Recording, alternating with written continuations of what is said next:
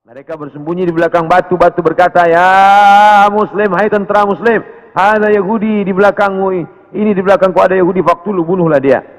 Oleh sebab itu maka ini hadis mukjizat Nabi SAW luar biasa.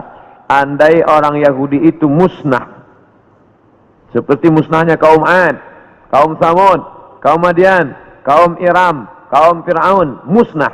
Tapi Yahudi tidak musnah, dia tetap kekal sampai hari ini.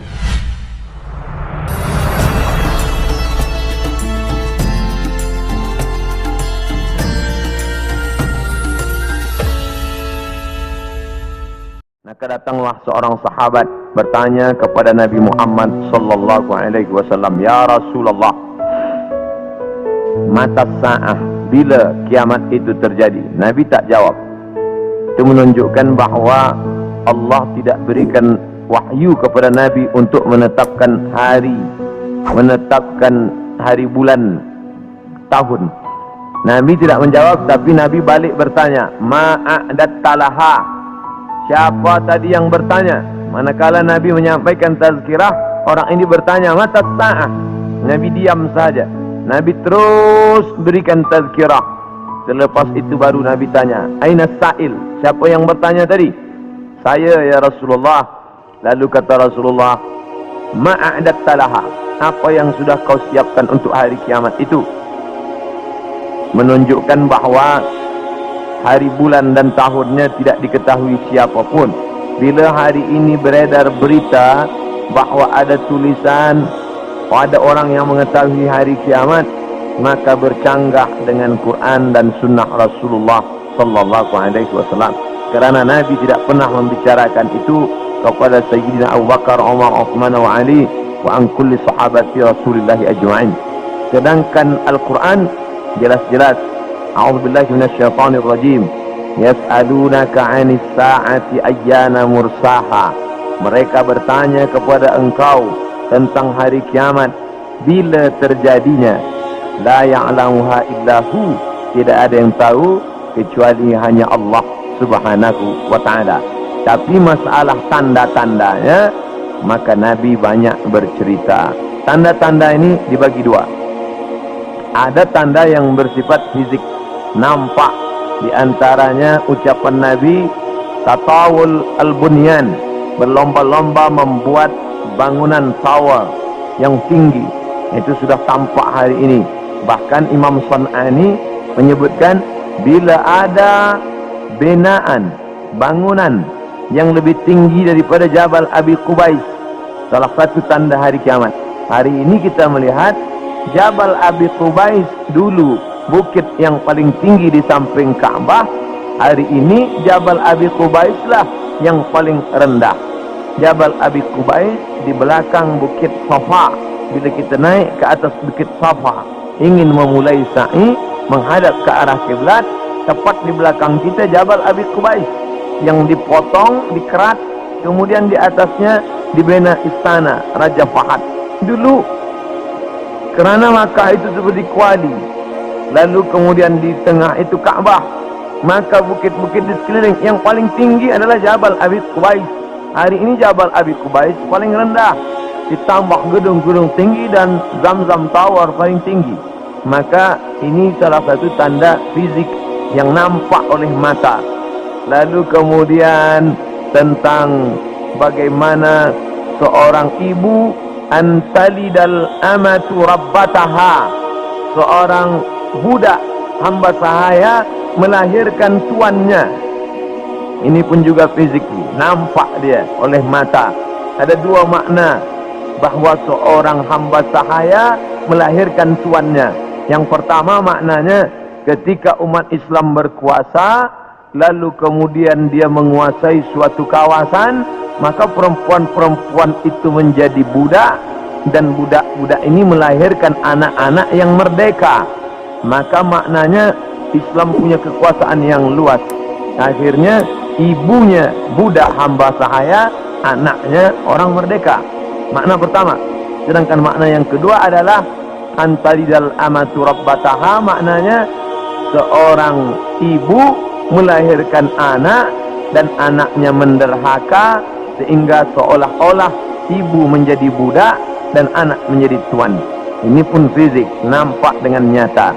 Saya termasuk suka mengkaji tanda-tanda yang tampak, tapi sebenarnya yang lebih condong daripada hadis-hadis itu adalah bukan benda, tapi condong kepada maknawi, makna yang terkandung di balik suatu ucapan Nabi sallallahu alaihi wasallam. Maka pada kesempatan ini kita akan bahaskan satu daripada banyak hadis diriwayatkan oleh Abdurrahman ibnu Sakhar ad-Dawsi, atau biasa dikenali dengan nama Abu Hurairah radhiyallahu an. Hadis ini ada dalam kitab Sahih Al-Bukhari. Apa kata Nabi? La taqumus sa'ah, hari kiamat tidak akan terjadi hatta hingga yuqbadal ilmu. Yang pertama, dalam hadis ini ada 6 tanda. Ini yang akan kita bahaskan. Yang pertama, yuqbadal ilmu, ilmu dicabut. Inna Allah la yaqbidul ilma intiza'an. Allah tidak mencabut ilmu seperti mencabut pokok kayu dengan akarnya sekali. Lalu bagaimana ilmu itu tercabut? Bi mautil ulama, dengan meninggalnya ulama. Ketika Imam Syafi'i meninggal, maka berapa cabang ilmu hilang. Imam Syafi'i alim dalam bahasa Arab, Imam Syafi'i alim dalam tafsir, Imam Syafi'i alim dalam fiqh, Imam Syafi'i alim dalam hadis, bahkan bergelar Nasirus Sunnah. Imam Syafi'i yang pertama kali menyusun usul fiqh. Lalu kemudian ketika meninggal, masih ada digantikan oleh murid-muridnya, Al-Muzani, Al-Buwaiti, Rabi' Al-Muradi. Tapi kemudian makin ke bawah, maka hilanglah ilmu. Maka yang muncul orang jahil yang kemudian dianggap sebagai orang berilmu. Wal'iyazubillah, na'udzubillah. Maka saya pribadi tak pernah berkata menurut faham saya, menurut pendapat saya, kerana saya takut tergolong dalam orang yang disebut Nabi al-juhala, orang jahil tapi seperti berilmu. Zahirnya orang menyangka berilmu padahal tidak. Maka selalu saya mengambil pendapat ulama. Menurut pendapat Imam Syafi'i, menurut pendapat Imam An-Nawawi, menurut pendapat Ibnu Hajar Al-Asqalani, menurut Imam Az-Zahabi, menurut Imam Jalaluddin Abdul Rahman As-Suyuti, untuk menyelamatkan diri daripada juhala. Na'udzubillah. Maka nanti kata Nabi SAW, sebelum hari kiamat bermunculanlah juhala kerana pandai berbicara, kerana berpakaian ulama. Al-juhala yalbisuna libasal ulama, orang jahil tapi memakai pakaian ulama, pandai berbicara, lalu orang menyangka dia alim, padahal dia tak lebih daripada orang dhalla wa adalla, sesat dan menyesatkan. Sebenarnya kiamatnya sudah terjadi pada isinya, tapi alamnya belum kiamat besar. Maka kata ucapan Nabi SAW dalam suatu hadis, idza wusidal amru ila ghairi ahlihi, bila diberikan suatu perkara bukan kepada ahlinya, bukan kepada orang yang faham, fantaziris sa'ah, maka tunggulah kiamat. Makna kiamat di situ bukan kiamat alam semesta, tapi kiamat isinya. Bila pembinaan masjid ini diberikan kepada orang yang tidak pakar, tidak memiliki kepakaran pada bidang itu, fantaziris sa'ah, maka tunggulah sa'ah, kiamat, hari kiamat. Makna kiamat di situ bukanlah kiamat alamnya, tapi isinya sudah kiamat. Begitu juga dengan ucapan Nabi tentang masalah idza waqa'a ala ahadikumul qiyamah, bila terjadi kiamat pada salah seorang kamu, wa fi yadihi fasilah, di tangannya ada anak korma, falyagrisha, tanamlah, kerana dia akan menanam itu, lalu kemudian dia mati. Bagaimana mungkin kiamat terjadi pada satu orang? Maka makna kiamat dalam hadis ini alamnya tidak kiamat, tapi orang itu mengalami kiamat, maknanya mati dia. Na'udzubillah. Oleh sebab itu maka bahawa kiamat sudah terjadi pada isinya, ya, kerana banyaknya orang jahil.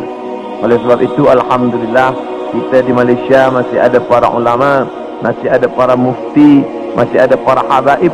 Maka kita datang ke majlis-majlis mereka, hindari majlis-majlis orang-orang jahil yang tidak diketahui sanad ilmunya, yang tidak ketahui dapat dari mana, bahkan mendakwa mendapat dari mimpi, langsung berjumpa dengan Syekh Abdul Qadir Al-Jilani, langsung saja terus mendapatkan zikir talqin dari Rasulullah SAW tanpa bersanad, tanpa berguru. Padahal para imam mengajarkan kita ada namanya sanad. Al-isnad minad din, sanad itu bahagian dari agama. Laulal isnad, kalaulah bukan kerana sanad, laqala man sya'a ma sya'a, maka orang mudah saja berkata sesuai kehendak hawa nafsunya. Begitu kata Imam Abdullah ibn al-Mubarak, salah seorang ulama hadis yang amat sangat tinggi ilmunya. Maka Imam Bukhari bersanad sampai ke Nabi Muhammad sallallahu alaihi wasallam. Imam Bukhari mendapatkan hadis itu dari gurunya, namanya Abdullah ibn Maslamah. Abdullah ibn Maslamah mendapatkan dari gurunya, namanya Malik bin Anas. Malik bin Anas mendapatkan dari gurunya, namanya Abu Zinad. Abu Zinad mendapatkan dari gurunya, namanya Al-A'raj. Al-A'raj mendapatkan dari gurunya, namanya Abu Hurairah. Abu Hurairah mendapatkan dari gurunya, namanya Sayyidina wa Maulana Muhammad sallallahu alaihi wasallam. Dan di antara sanad itu mesti diteliti pula, orang ini mestilah adil. Makna adil menjauhi dosa besar, menghindari dosa kecil. Lawan daripada kata adil adalah fasik. Wallahu la yahdil qaumal fasiqin. Allah tak berikan hidayah kepada orang yang fasik. Adapun orang yang adil tapi dia tidak dhabit, tidak kuat ingatannya, maka dia juga tidak layak diambil ilmu daripadanya. Oleh sebab itu apa kata Imam Malik bin Anas, guru Imam Syafi'i, makamnya di Baqi di samping Masjid Nabawi, meninggal tahun 179 Hijrah. Aku berjumpa dengan 70 orang di dalam masjid ini, maksudnya Masjid Nabawi di Madinah. Andai aku minta satu di antara mereka berdoa, maka turun hujan saking makbulnya doa mereka. Tapi tidak aku ambil hadis satu pun dari ke-70 orang itu. 70 orang zuhud, ahli ibadah, abid, banyak ibadahnya, kabul doanya. Andai ku minta satu orang berdoa, turun hujan, begitulah kabulnya. Tapi aku tidak mengambil ilmu dari mereka kerana tidak dhabit, kuat ingatannya. Begitulah ulama menapis supaya jangan sampai mengambil ilmu daripada orang jahil. Kerana di antara tanda kiamat adalah yuqbadul ilmu, bahwa ilmu dicabut Allah Subhanahu wa ta'ala. Maka bila kita masih ada kajian-kajian khas tafsir, khas fiqh, khas usul fiqh, khas hadis, maka kita hadir, kita dengarkan, kita fahami, kita rakamkan, kita share, maka dia bagian dari dakwah. Tapi bila itu sudah tampak banyak menebar, sebenarnya salah satu daripada tanda hari kiamat. Yang kedua, wa taksuruz zalazil, banyak terjadi zalazil. Zilzal, gempa. Zalazil, gempa. Maka kita lihat idza zulzilatil ardu zilzalaha, bila sudah digoncangkan bumi itu, wa akhrajatil ardu asqalaha, dan dia menggoncangkan, lalu keluarlah isi yang ada di dalamnya. Dulu terjadi juga gempa, faj'alna 'aliyaha safilaha, kami jadikan bagian dalam naik ke atas, bagian atas turun ke bawah.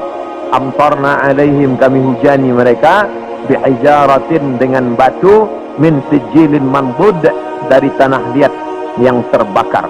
Sudah lama terjadi, tapi hari ini terjadi lebih banyak lagi di banyak-banyak tempat. Bahkan gempa tak lagi terhitung. Hari ini terjadi di sini, hari ini terjadi di sini. Ini menunjukkan bahawa salah satu dari tanda-tanda itu sudah muncul, mengingatkan kita.